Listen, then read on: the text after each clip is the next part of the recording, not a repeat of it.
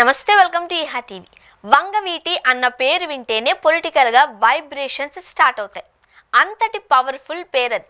వంగవీటి రంగా కోస్తా జిల్లాలతో పాటు తెలుగునాట ఈ రోజుకి ఒక ఐకానిక్ ఫిగర్గా ఉన్నారు. ఆయన 80ల చివరిలో సృష్టించిన రాజకీయ కలకలం అంతా ఇంత కాదు. ఆయన వారసుడిగా ఉన్న వంగవీటి రాధాకృష్ణ మాత్రం గత 2 దశాబ్దాల రాజకీయ జీవితంలో పెద్దగా గ్రాఫ్ పెంచుకోలేకపోతున్నారు. ఆయన 20 ఏళ్ల రాజకీయ ప్రస్థానంలో గెలిచింది ఒకే ఒకసారి. అది 2004లో కాంగ్రెస్ అభ్యర్థిగా విజయవాడ తూర్పు నుంచి అని గుర్తు చేస్తున్నారు. ఇక 2009, 2014లలో ఆయన వరుసగా ప్రజారాజ్యం వైసీపీ నుంచి పోటీ చేసి ఓటమి పాలయ్యారు. 2019, 2024 ఎన్నికల్లో వరుసగా పోటీ కూడా చేయకుండా దూరంగా ఉన్నారు. ఇక చూస్తే కనుక ఆయన తన 2 దశాబ్దాల రాజకీయ జీవితంలో కాంగ్రెస్, ప్రజారాజ్యం, వైసీపీ, టీడీపీ ఇలా 4 పార్టీలు మారారు. అయితే ఇప్పుడు ఆయన గురించి మరో ప్రచారం మొదలైంది. ఆయన మళ్ళీ కొత్త రాజకీయం స్టార్ట్ చేస్తారు అని, టీడీపీకి దూరంగా ఉంటున్నారు అని. ఇక కడపలో 3 రోజుల పాటు అంగరంగ వైభవంగా సాగిన టీడీపీ మహానాడులో రాధా కనిపించలేదు అన్న చర్చ అయితే పెద్ద ఎత్తున సాగింది. ఆయన నిజంగా రాలేదా, రాకపోతే ఎందుకు రాలేదు అన్నది కూడా అంతా చర్చించుకుంటున్నారు.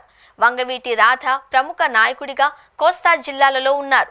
అటువంటి నాయకుడు ఎందుకు మహానాడుకు దూరంగా ఉన్నారు అని కూడా అంతా ఆలోచిస్తున్నారు. ఆయనకు పార్టీలో సరైన ప్రాధాన్యత దక్కలేదు అని, అసంతృప్తితో ఉన్నారు అని మళ్లీ ప్రచారం మొదలైంది. నిజానికి ఆయనకు గడిచిన 16 ఏళ్లుగా ఎలాంటి అధికార పదవి దక్కలేదు అని అభిమానులు, అనుచరులు ఆవేదనగా ఉంది. దానికి ఆయన స్వయంకృతాపరాధం కూడా కారణమంటున్నారు. ఆయన గెలిచిన పార్టీలో ఉండక అదే సమయానికి ఓడిన పార్టీలోకి వెళ్లడం వల్ల కూడా ఛాన్స్ దక్కలేదు అని విశ్లేషిస్తున్నారు. ఇక 2024లో టీడీపీ అధికారంలోకి వచ్చింది. అయినా ఆయనకు ఏడాదిగా చూస్తే ఏ పదవి దక్కలేదు అని గుర్తు చేస్తున్నారు. ఎమ్మెల్సీ పదవి ఆయనకు ఇస్తాము అని చెప్పారని, కానీ అది కూడా ఇవ్వలేదు అని అభిమానులు మదనపడుతున్నారు. చూడబోతే 2028 దాకా ఎమ్మెల్సీ పదవులు ఏవి ఖాళీలయ్యే సూచనలు లేవు.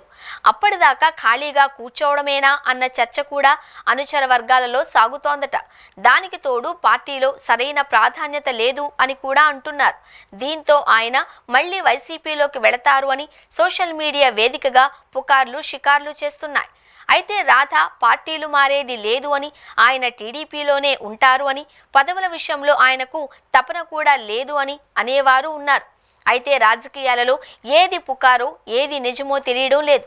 దాంతో రాధా చుట్టూ మళ్ళీ ఈ రకమైన ప్రచారం మొదలైంది. దానికి కారణం ఆయన పెద్దగా యాక్టివ్గా కనిపించకపోవడమే. అదే జరిగితే వీటికి ఎక్కడో ఒక చోట ఫుల్ స్టాప్ పడుతుంది అని అంటున్నారు. చూడాలి మరి రాధా రాజకీయ జీవితం ఏ మలుపు తిరుగుతుందో. ఆయన చురుకైన పాత్రలతో మళ్ళీ జనంలోకి ఏ విధంగా వస్తారు.